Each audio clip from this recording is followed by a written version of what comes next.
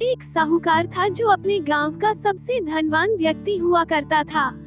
दिन भर खूब मेहनत से काम करता, लेकिन एक दिन ऐसा आया जब उसने अपने मुनीम को बुलाकर अपनी आज तक की कमाई का हिसाब मांगा। कुछ दिन बाद वो मुनीम साहूकार की सारी कमाई का हिसाब लेकर आया और बोला कि जिस तरह हिसाब से आज खर्चा हो रहा है, उस तरह अगर आज से कोई कमाई न भी हो, आपकी 7 पीढ़ियां आराम से अपना जीवन जी सकती है। ऐसा सुनकर हर इंसान को एक अलग ही खुशी महसूस होती है, लेकिन दूसरी तरफ साहूकार जी ये सुनकर चिंता में पड़ गए। ऐसा सुनकर उन्हें अपनी 8वीं पीढ़ी की चिंता सताने लगी। देखते ही देखते साहूकार जी चिंता की वजह से बीमार भी रहने लगे। उनका स्वास्थ्य हर दिन बिगड़ती ही जा रही थी, और ये सब अगर हो रहा था तो उसकी वजह थी 8वीं पीढ़ी की चिंता। तभी एक दिन साहूकार जी के पास उनका एक दोस्त मिलने आया।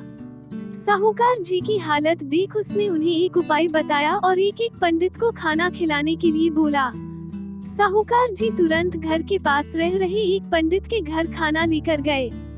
तभी पंडित ने अपनी पत्नी को आवाज लगाई और बोली कि साहूकार जी हमारे लिए खाना लेकर आए हैं। साहूकार जी को खुशी हुई कि अब उनका रोग ठीक हो जाएगा, लेकिन तभी अंदर से पत्नी की आवाज आई कि खाना पहले ही कोई देकर जा चुका है।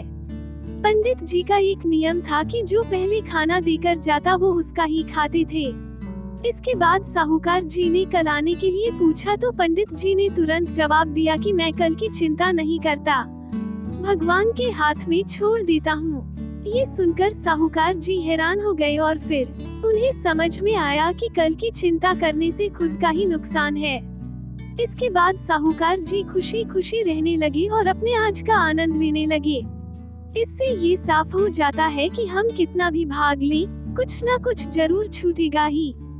इसलिए कल की चिंता ना करें और अपने आज का आनंद लें।